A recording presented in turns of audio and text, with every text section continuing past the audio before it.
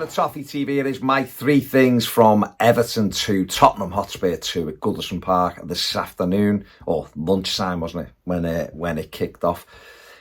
You know what? A good point in the end. It is a good point. It's the disappointing thing for us is it's a home game, another one out the way, and we haven't won it. That's from looking at it purely from a home perspective when you want to win games. The reality is they're a good side. They're a very good side. We were behind in injury time. Therefore, it is a very good point. I don't think it certainly wasn't one where we were hanging on and they dominated and all that, because I thought Everton were the better team in the first 45 minutes. I thought Spurs were better in the second half. If you look at all the stats, Everton have had more attempts at goal.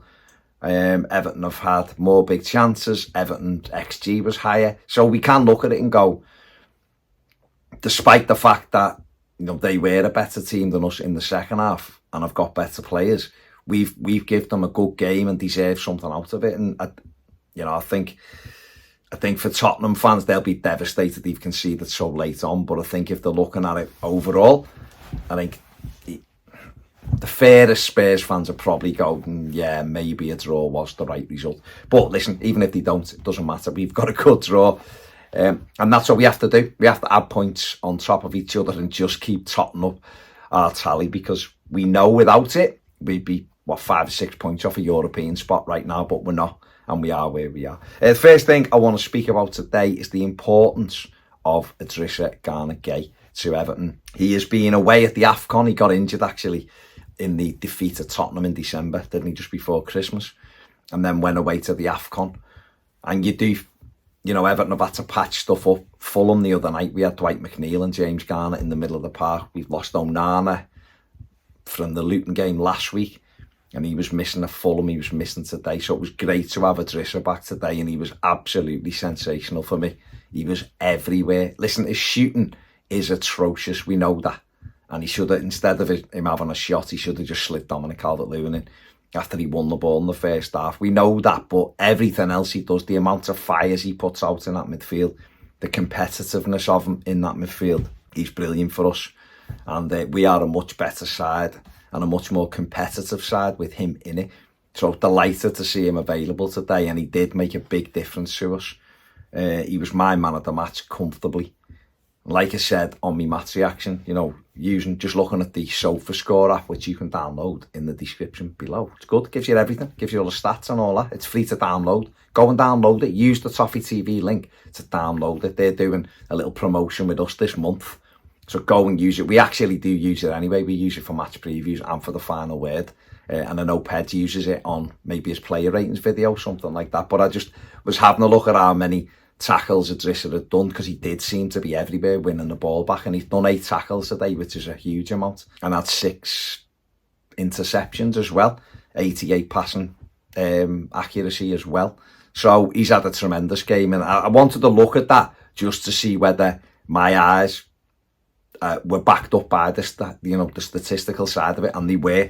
So he was brilliant today, and it was great to have him back. And maybe when Onana is back in that midfield as well, there might be times when the manager, just while the Decore's out, although the Dukes is back on the grass, as they say, and training and stuff, maybe you could have that midfield with the 3 of them in there, and just maybe you'd have Idrissa pressing higher up, or you'd have James Gana, something like that. But it gives us an option even as a sub. That's been one thing while he's been out.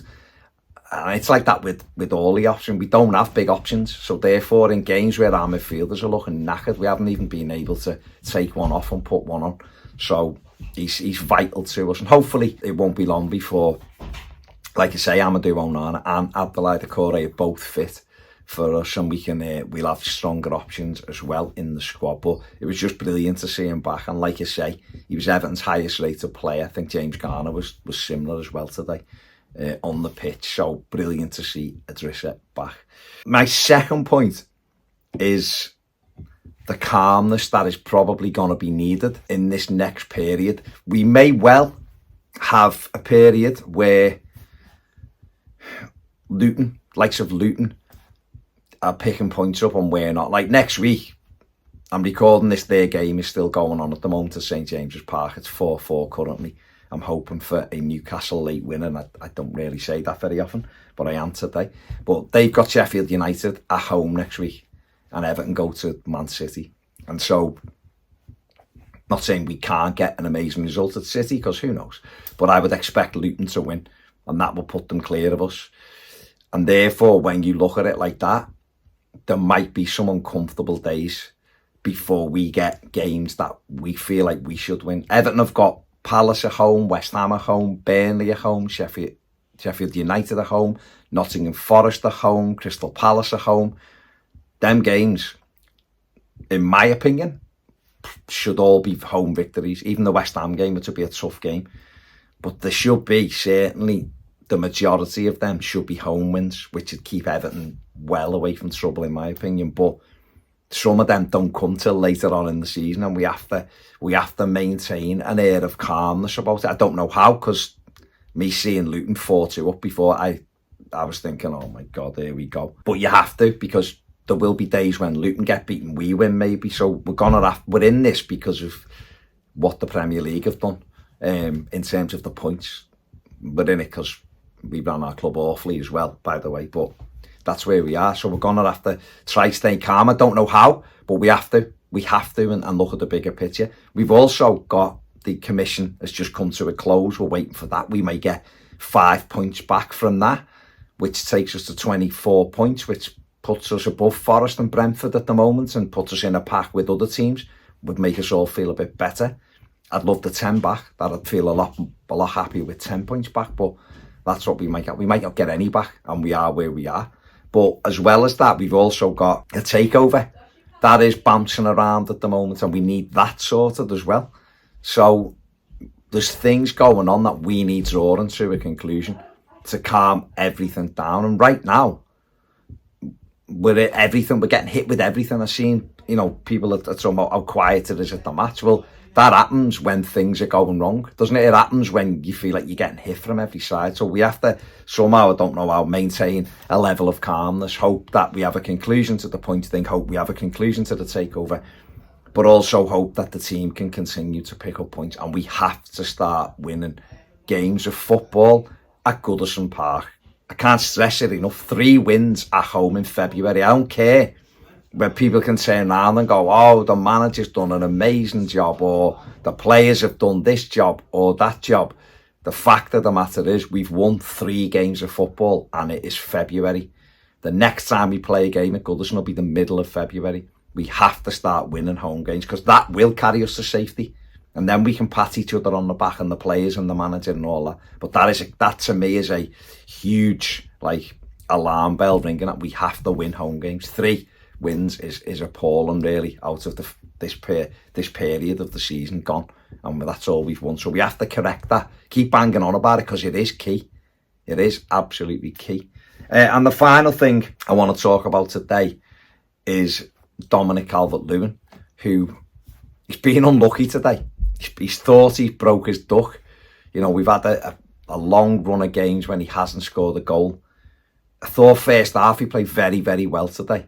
I don't know whether he's gone in at half time and realised that Jack Harrison's been credited with the goal, and that's I doubt it, but he wasn't anywhere near as effective in the second half as what he was in the first half. And I feel a little bit sorry for Dom, because there's games when I think he played poorly, like against Luton last week. I thought he was really poor and off it. I thought he was better at Fulham in midweek, but he still didn't score. I thought first half today, I thought he played well. He was a target for us. He was running in behind. His hold-up play was very good. But sometimes I need him to do more than just standing around. But saying that, the other side of that is, look where we crossed the ball from. We've got a lad who is very good in the air. He's headed one over in the first half that maybe he should have done better with, for him, because he's got such a good spring on him. But if you look where Everton actually supply the crosses from for him, it's almost outside the penalty area, trying to bend them across, and it's not conducive if there's 2 big centre-backs. There was one today we put a free kick in, and I don't know why he headed it at the goal from the edge of the boxes. I've never seen a centre-forward head one in from the edge of the penalty area, really. where he could have just took the ball down. But you're looking and saying, well, what else really can he do? And there's too many of that deep crosses, hung up. What can he do? We've got to get some patterns of play where we get down the sides and pull them back for him to really go and attack them, especially if he's going with his head. Otherwise, fire them across. There was a couple in the second half.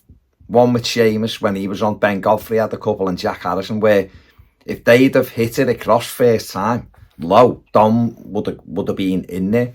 And they were the kind of goals he used to get under Carlo Ancelotti. Carlo had them going. I know we had Luca Dean, and obviously we had Seamus a few years younger. But Carlo would get them in round the back, and they cut it back, and Dom had tapped them in. And that was a year he scored a lot of goals in. And I just think the areas we're trying to create for him are not really conducive to him putting the ball in the net in that manner. And maybe that's why Beto hasn't had more opportunities. If you look, we're not creating loads of chances for our centre forwards, and that is an issue. We have to solve that as well. We're going to need to. Okay, we've scored 2 goals today, which we're not great at. I'd always scoring more than 1, but we've got 2 today, and we have to start creating more and more opportunities for our strikers. And if we do that, then maybe we will get the wins that we need. Other teams seem to do it. Look at the difference with Spurs today. The first one was created for the Richarlison cut back, and that's the areas I'm talking about, and he sweeps it in brilliantly. The second one, I don't think Dominic CalvertLewin has got that in his locker, to just bend one in the top corner. Not kind of his game, but I just mean things like that, where Spurs are getting in round the back. And you can talk about, well, they've got the players. Mikalenko's proved he can get round the back and square balls across the goal. We've seen him do it before. We've seen Dwight McNeil do it before. Seamus Coleman can certainly do it. It's the kind of thing when Nathan Patterson's in the side, he has to do. Get to the line and cut things back, and he may end up with assists for himself. So that's what I think we need to do with the likes of Dom. And then he may well get back on a run, because he needs a goal. He's desperate for a goal, and he thought he had it today. But hey-ho, it wasn't given. Right, they're my 3 things from today. And Michael Oliver is appalling. Don't forget, download the SofaScore. You're helping the channel as well. Costs you nothing. Download it using the link in the description below. Got all the stuff on there. You get your stats on there, goal alerts, all the games. You get everything. It's free. Why wouldn't you do it? Go and do it. Have a great weekend. Hit the like button, subscribe if you have not. Like I say, have a fantastic weekend. Thanks for taking the time to watch. See you all later.